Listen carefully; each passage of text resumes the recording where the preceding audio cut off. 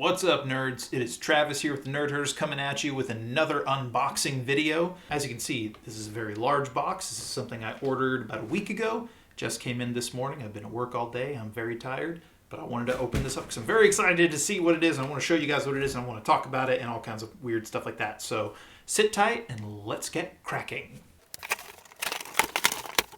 Inside this box, there is another box. So now let's go ahead and open up this one.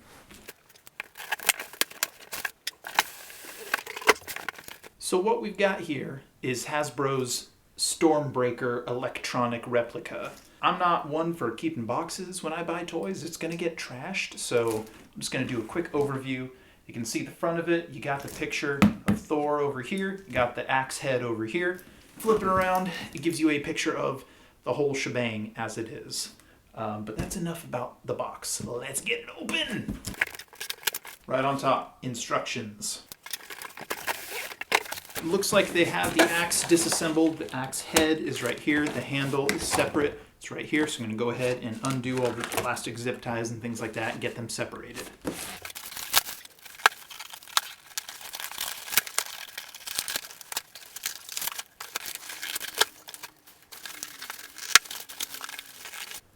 Oh my god, these plastic straps in here are very thick. I probably should have used scissors.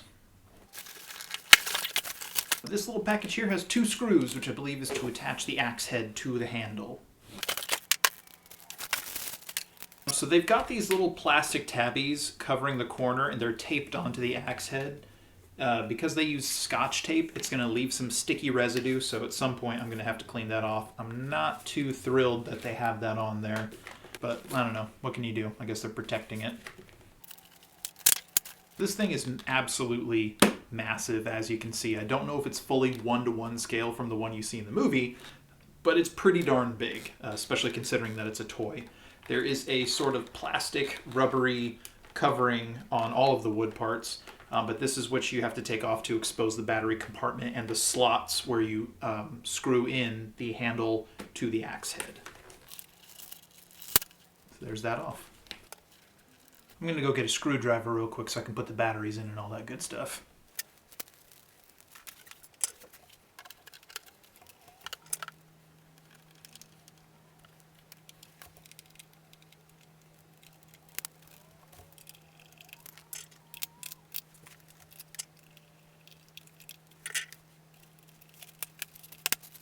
Alright, so assuming these batteries have some juice or at least some Bifrost energy in them, there's a little button that's kind of disguised in the handle here, and that should activate the lights and sound effects.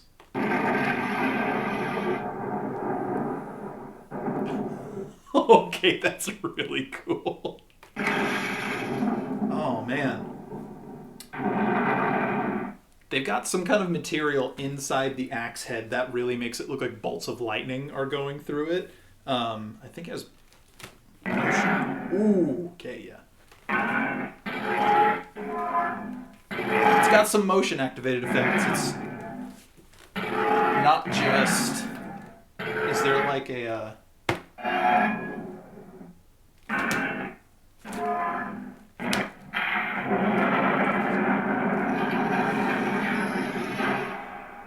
That's pretty cool.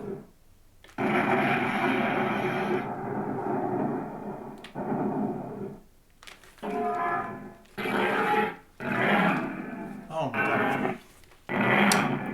I could play around with this for a long time, just swinging it and listening to the sound effects come through really, really clearly.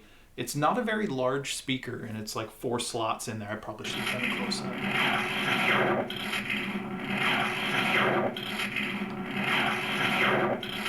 What on earth is that? I guess that's its...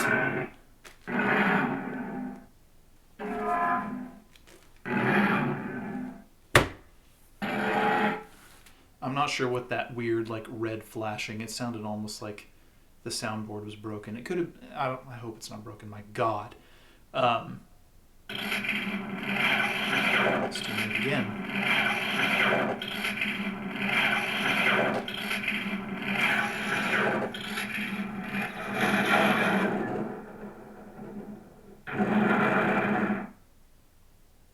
maybe that's its way of shutting down after you don't touch it for a few seconds. I'm swinging it. Oh, it looks like the minute you swing it at all again, it triggers a sound effect, so it really has to sit still if you don't want anything to kick in on it. So this thing is, it looks like it's about 4 feet long. It's pretty big. I have a wood replica of the Leviathan axe that I'm going to go ahead and bring over so you can see that kind of for scale. The Leviathan axe is also pretty big. I'd say that the Stormbreaker axe is marginally taller. You can see it kind of dwarfs the Leviathan axe a little bit as far as the overall girth of it all. And this one I had made to kind of scale with the axe that you use in the game. I should say this thing is pretty heavy. It's like, for a bigger guy like me, it's not terribly uncomfortable to swing around, but it's by no means meant for children. It's weighs about 10 or 12 pounds, I'm not certain. So I would not advise anybody getting this for their kids, but if you're like an adult collector or a cosplayer especially, super awesome. So I'm gonna go get a replica of Mjolnir that is kind of a work in progress / I gave up on a little while ago. So this is a replica of Mjolnir, not really a replica, but a prop Thor hammer that I made a few years ago. Didn't finish it, but you've got the hammerhead and the handle, so you can just kind of see for scale the size comparison between the two. It is tiny. So it really kind of brings to mind when Thor and Cap are fighting and then they catch each other's weapons and he's like, no, you take the little one, and then Cap gets back Mjolnir as opposed to Stormbreaker. But I gotta say, this thing, even though it's plastic and like rubber, the grip is this crazy like rubber. It's interesting. It kind of reminds me of the logs that you ride on Splash Mountain at Disneyland. It's that same kind of molded foam rubber material, but it seems like it's pretty durable. I think it looks fantastic. I love the way they hid the attachment point between the axe head and the main handle. It looks phenomenal. It feels super robust and heavy. I can't wait to just kind of swing the two of these around. God, this is a cool toy. Initial impressions of it, out of 10, I'd give it about an 8.5.